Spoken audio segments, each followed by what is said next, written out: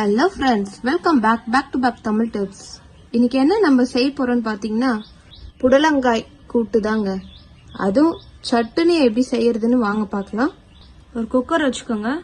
2 teaspoon அளவு பாசிப்பருப்பு, 1/2 teaspoon அளவு கடலைப்பருப்பு. இத 10 நிமிஷம் ஊற வச்சு கழுவி வச்சிருக்கேன். இது கூட சின்ன வெங்காயம் கட் பண்ணி இருக்கு. அதை ஆட் பண்ணிக்கலாம். 2 பச்சை மிளகாய், ஒரு தக்காளி. இது கூட நம்ம பொடியா நறுக்கி வச்ச புடலங்காய் சேர்த்துக்கலாம். இது கூட தேவையான அளவு கருவேப்பிலை, 1/2 ஸ்பூன் அளவு சீரகம்.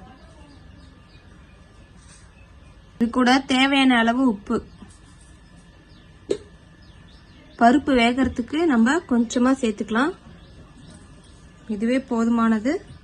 மூடி போட்டு ஒரு 3 விசில் விடலாம். இது கொஞ்சமா பூண்டு நல்லா கலந்து விட்டுக்குங்க.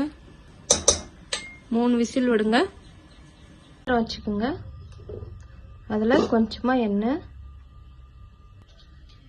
காஞ்சதும் காஞ்ச மிளகா காஞ்சதும் கொஞ்சமா கடுகு.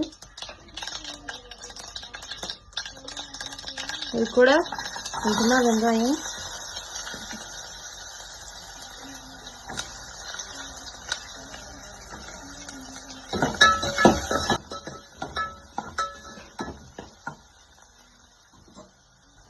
இது கூட கொஞ்சமா வடகம் சேர்க்கும் போது வித்தியாசமான சூப்பரான வாசனை வரும்.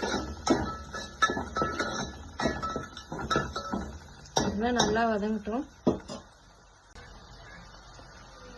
கொஞ்சமா கருவேப்பிலை, பெருங்காயத்தூள்,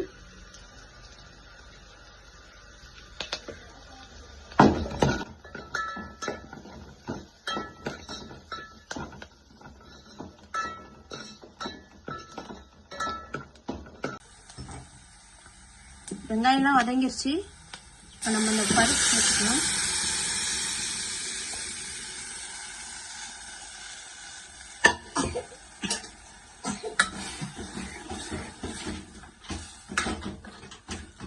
அவ்வளவுதாங்க, புடலங்காய் கூட்டு ரெடி ஆயிடுச்சு. இது கூட தேங்காய் கூட நீங்க துருவி சேர்த்துக்கலாம். அதுவும் சூப்பரா இருக்கும்.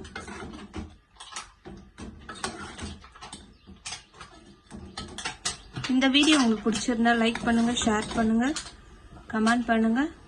Back to back Tamil tips சேனலுக்கு சப்ஸ்கிரைப் பண்ணுங்க. பக்கத்துல இருக்கிற பெல் ஐக்கானையும் கிளிக் பண்ணுங்க. தேங்க்ஸ் ஃபார் வாட்சிங் த வீடியோ.